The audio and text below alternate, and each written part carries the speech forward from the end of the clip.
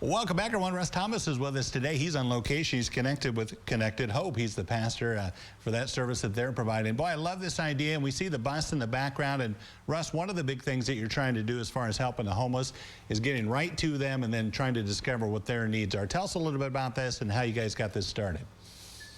Okay, so it started about 8 years ago when I was working at Job and Family Services. We did a federal point-in-time count, and that's how the government determines how much funding comes to our community for the homeless. So it spawned into a ministry, and there was just two of us doing it for about 6 years. And then WOCAP generously gave us that bus you see in the background, and we were able to bring on more volunteers and more donations. And now we're covering more area, just entered into Van Wert and All Glaze counties. So we're just going wherever they're at, meeting their needs and connecting them to resources through the love of Jesus is what we do. Yeah, you know, it's amazing. You had sent me just a typical, I don't want to say typical night because no night is typical for what you guys do, but you sent me examples of what you did in one night. But give us a sense of some of the things you deal with, because you have folks who are dependent on drugs and they're trying to get off that, and they have all kinds of issues, and you're at the same time trying to meet those basic needs, right? Yeah, correct. So what we do that's unique is, besides just handing them supplies, we use those supplies to build a relationship and get to know these folks in a case management way on a daily basis. The ones that we can put in hotels, we have volunteers, what we call disciples, that go and just call them and text them daily, show them the love, connect them to resources, assist them with applications. So really, we're just a bridge that connects these folks to not only churches, but to social services. And then the goal is to connect churches and social services together.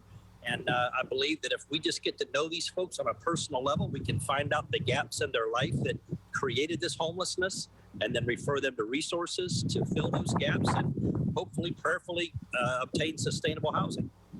Yeah, well, you bring up a very good point, because that's one of the biggest issues, and I know you've talked about it, is that barrier of trying to gain their trust, because you've had folks that might have, you know, spent most of their adult lives out on the streets or even as children.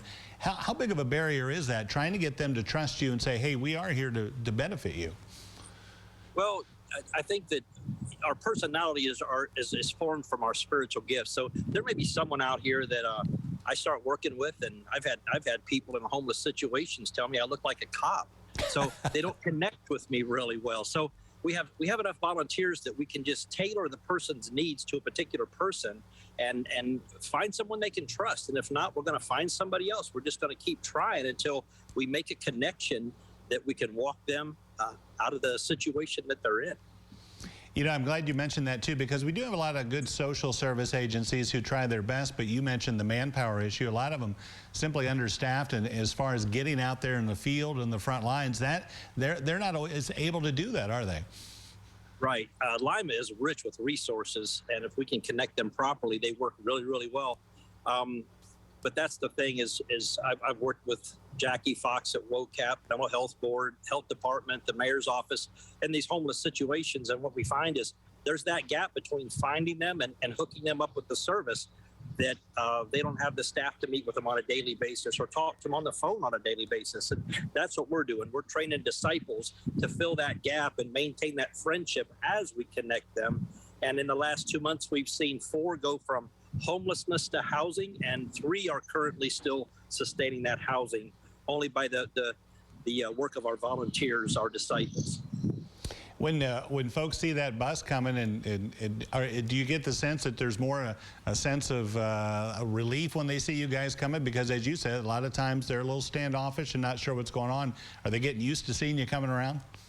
Well, they're getting used to seeing us. There was once we came up to the square by Joey's, and they were lined up like a bunch of kindergartners waiting on the school bus because they knew we had supplies. But they also know, along with that, there comes some work, because in Matthew 25, it says we're supposed to feed and clothe. So we'll always do that. But if somebody's not willing to start working a program to move themselves forward, that's all we're going to do is meet their physical needs, because they need to do the work. And they know that on Connected Hope, you're expected to do the work, or we're going to have to move on to someone else. Yeah, we're going to talk a little bit more about that. I'm glad you brought that up. We'll talk a little bit more about that next time. And also, as you mentioned, the disciples that stay with them through the process. For now, Russ, hey, we appreciate it, and we'll talk to you later. Thank you very much. Thank you so much. We'll be back after this.